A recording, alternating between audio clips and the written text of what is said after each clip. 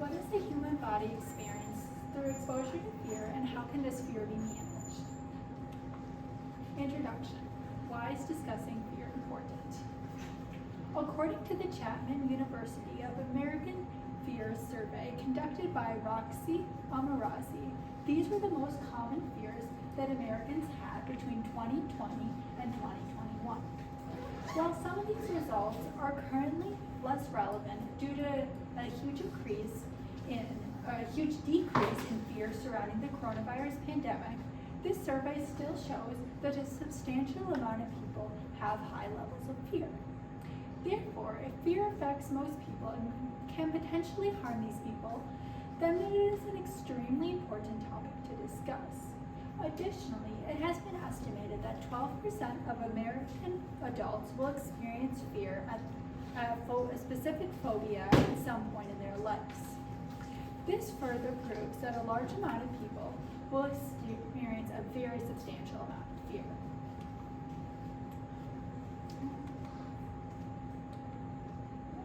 What is fear? According to Merriam-Webster Dictionary, fear is, quote, an unpleasant, often strong emotion caused by anticipation or awareness of danger, end quote. What does the human body experience through exposure to fear, and how can this fear be managed?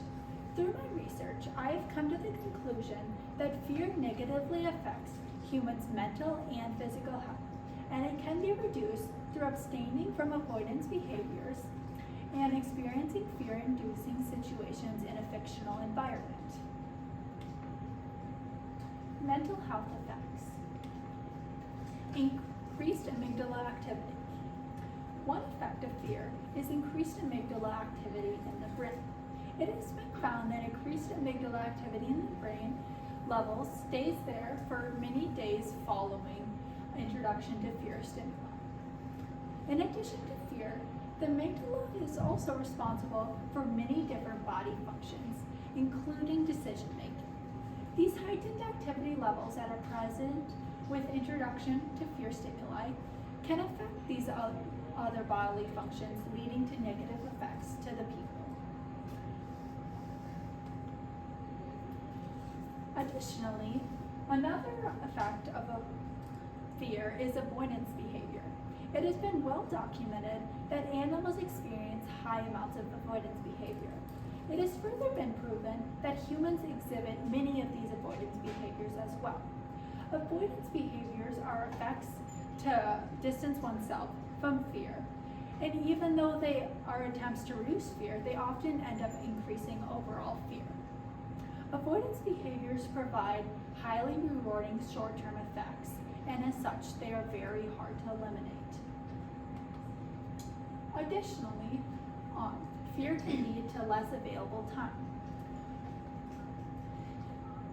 One of the stimulus materials that I chose to use was a scientific study titled "Predator-Induced Fear Causes PTSD-like Changes in the Brain and Structure of Wild Animals." This study focused on the effects of fear in birds in relation to predator calls. One part of the study found that, quote, behavioral and neurobiological costs of avoiding predation, such as reduced feeding time or reduced opportunities, may additionally reduce prey, fusidity, and survival, end quote. This also relates to humans because humans also experience the same effect of fear. Fear can cause humans to avoid social interactions, and it can lead to less time spent with family and friends. Physical health effects. So, potential to create self-fulfilling fears. It was found in a study published by Merv Samaz and Banu Mujaki that the elderly who had a fear of falling had an increased history of falling. This demonstrates that due to their personal fears, they were actually subconsciously able to make these fears become their reality. This demonstrates that being afraid of something can actually make that thing happen. Reduce physical activity levels. Additionally, this study found that fear also contributes to reduce physical activity levels. Physical activity is extremely important and reduced physical activity levels can lead to, quote, increased body fat levels, increased blood pressure levels, reduced bone strength, reduced cardiovascular and respiratory function, and reduced joint flexibility and mobility, end quote. This also ultimately leads to reduced life expectancy. Another one of the stimulus materials that I used was Through the Tunnel. And through the tunnel, a boy practices until he can hold his breath in order to swim through a tunnel that he saw other boys swim through. Once he achieved his goal and overcame his fear of the tunnel, he was left feeling without a sense of accomplishment. He only wanted, quote, to get back home and lie down, end quote.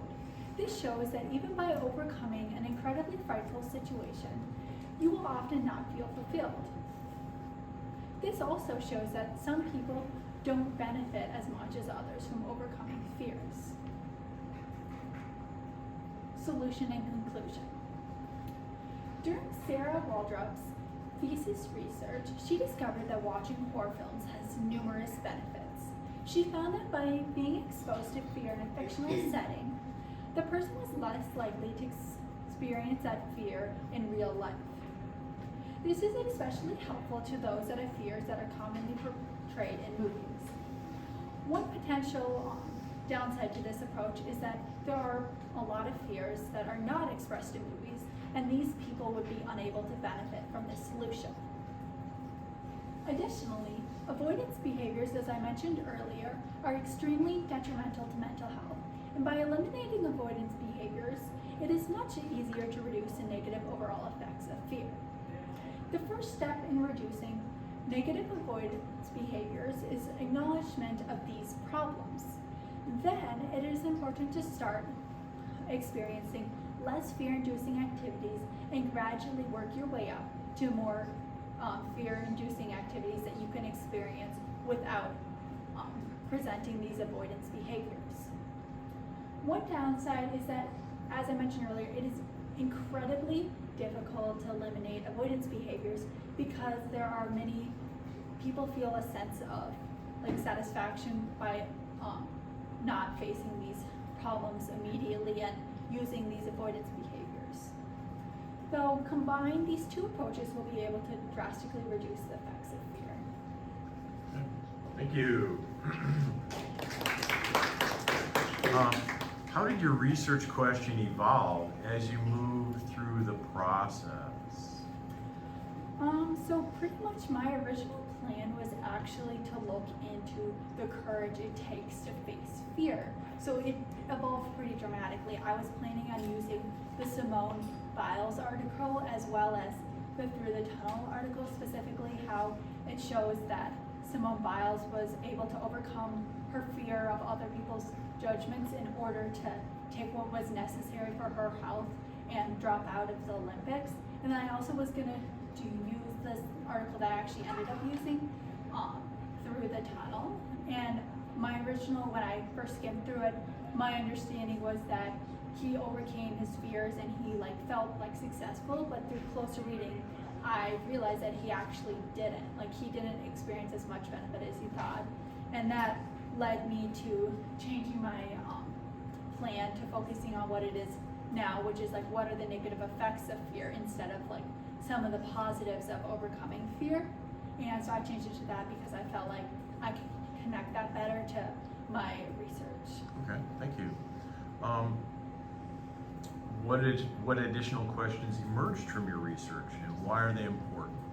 Yeah, so I came up with a lot of questions through my research, and I feel like they're incredibly important because they lead to a more nuanced understanding of this issue, because fear is incredibly complicated, and I wasn't able to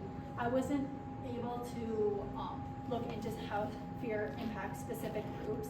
And I feel like a major question mine had is how fear can affect certain demographics of people.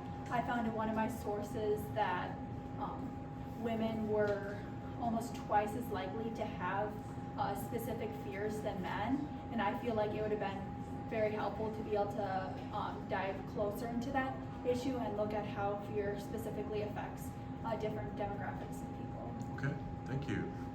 All right.